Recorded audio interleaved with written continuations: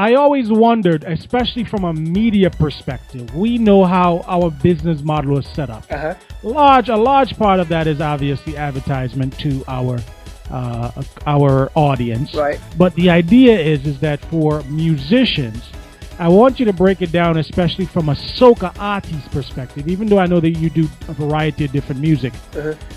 how do you present to folks a package where they can actually see that soca music can be a commodity, where we not only enjoy it, but the artist also needs to make a certain amount of money from it to be able to sustain their livelihood? Yeah, I think, and this is from my experience, because there's a lot of, I linked up with a lot of people around here, like Scrappy and all these other guys who are great, they're brilliant. I see them as like brothers, but everyone's got their own little way of doing things, and it comes from a point where most people don't want to spend too much money into it because they know they're not going to make that much money out of it.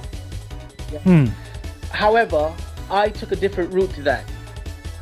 I really did took a way different route to that. I threw a serious curveball at the industry, and it's seriously starting to pay off now. And I'll tell you all about that later. But what I found was the best way of doing it, and this was my way. It's not what these guys are telling me by begging and scraping, because that's what they wanted me to do. They wanted me to beg and crawl and this and that for my music because, to get people to know about it. I'm like, nah, there's got to be another way. You can't expect me. I mean, you're doing a club, you're making money, but you want me to come to your club to sing for free. As a matter of fact, some cases they're telling me I need to pay £5 to get in, and I'm singing. I'm telling you, man. It was really, really bad over here, and I just figured I wasn't going to be a part of that. So you mentioned that you figured out sort of a way to make things work for you. Yeah. Where you can start to see, some return on your investment in your own music. Tell us a little bit about that. You have to invest yourself into your music.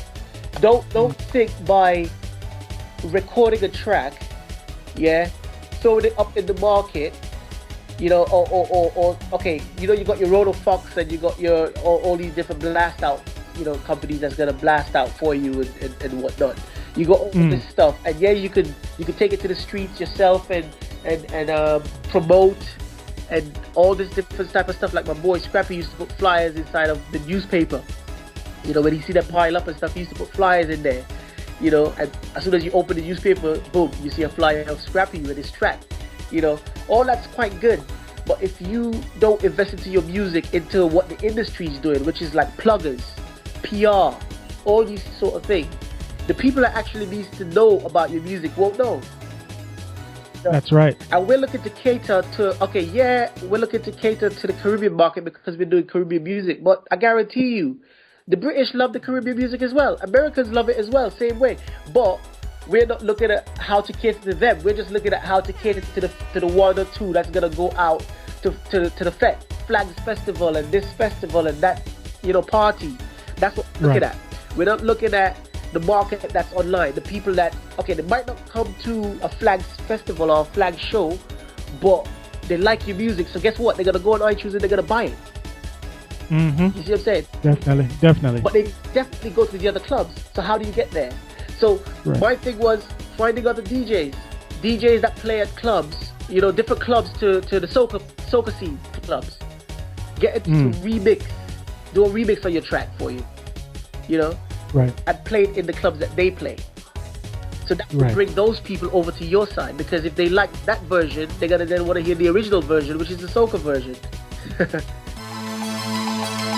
Caribbean Lifestyle Media, your online source for the latest music, videos, in-depth interviews, and stories about your favorite Caribbean artists you'll never get anywhere else. Check us out on the web at the following websites: dancehallsoca.com, idancehallreggae.com, dsoca.com. They make the music, we tell you the stories. Welcome to your destination.